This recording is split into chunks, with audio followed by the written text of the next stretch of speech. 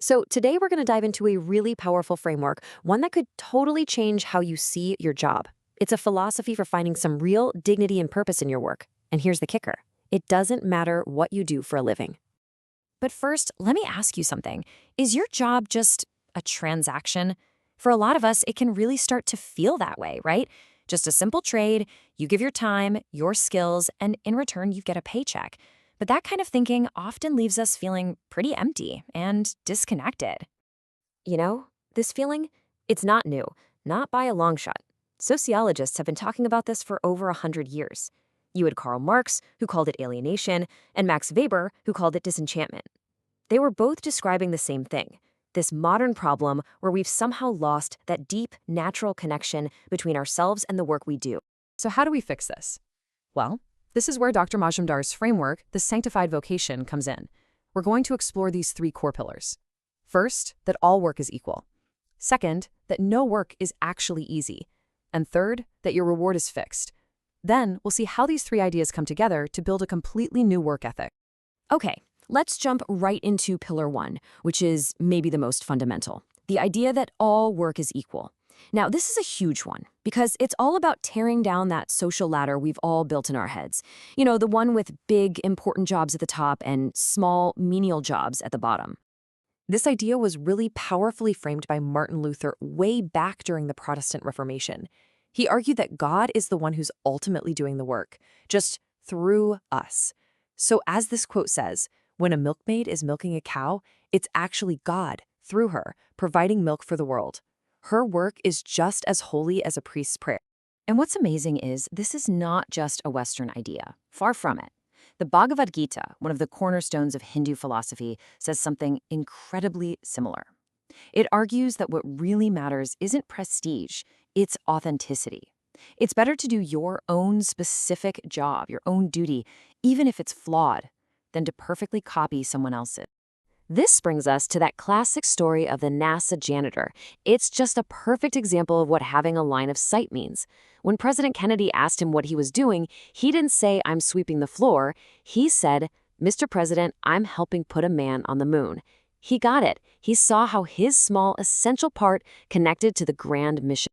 So why do we create these hierarchies anyway? Well, sociology tells us we tend to value jobs with more freedom, complexity, and of course, a bigger paycheck. But a functionalist perspective just slices right through that. Think about a hospital. The surgeon is a rock star, right? But what happens if the cleaner doesn't ensure a sterile environment? The surgeon's brilliant work is for nothing. For the patient to survive, both jobs are absolutely 100% necessary. And this is not just some abstract theory. Researcher Amy Resniewski found real-world proof. She studied hospital cleaners who actively crafted their jobs. They didn't see it as just cleaning toilets and floors. They reframed it as patient care. One cleaner would rearrange the pictures in the rooms of comatose patients, hoping to spark something in their brains. I mean, they literally transformed their role into a source of deep personal meaning. All right, that brings us to our second pillar. No work is easy. This idea completely flips the script, or what we might call mindless jobs. It argues that no matter what you do, the pursuit of excellence is a kind of moral, even spiritual duty.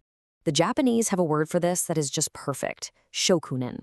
A shokunin isn't just a skilled worker.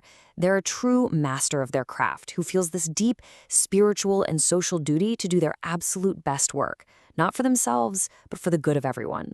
If you want to see shokunin in action, look no further than sushi master Jiro Ono.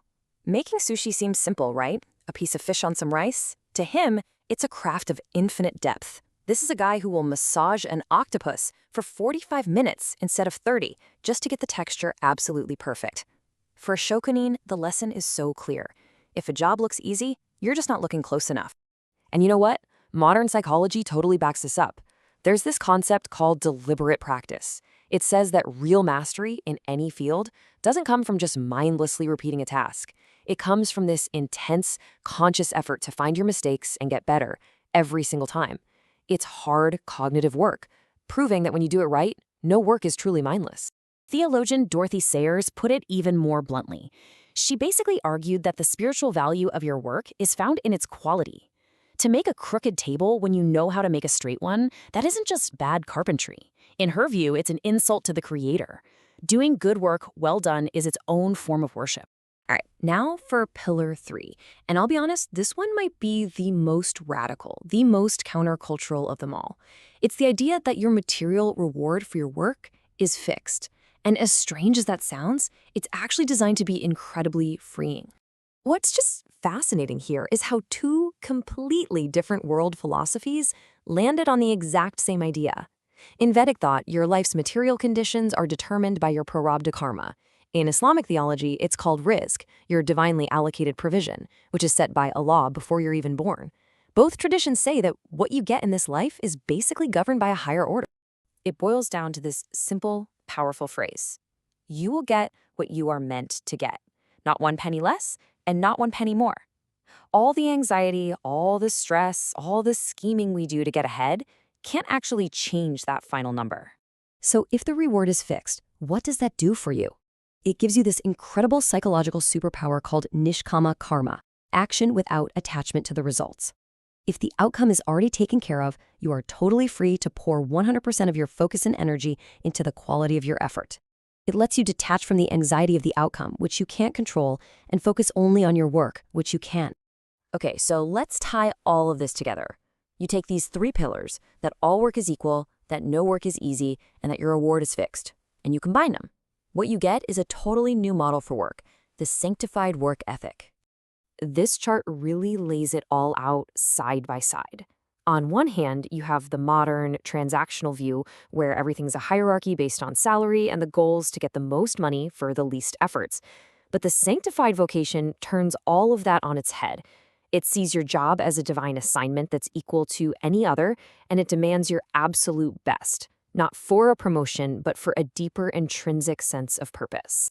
And this is such a powerful antidote to what the late anthropologist David Graeber famously called bullshit jobs, those jobs that feel completely pointless. In this framework, no job is pointless if you see it as an assignment. Maybe its purpose isn't to create something for the world, but to create something in you, to teach you patience or discipline or humility. The whole point of the job shifts from the outside world to your own internal growth. And that leaves us with one final, really provocative question for you to take away. If you stopped seeing your job as just a random transaction and instead started seeing it as a specific assignment designed just for you, how would that change the way you walk into work tomorrow morning?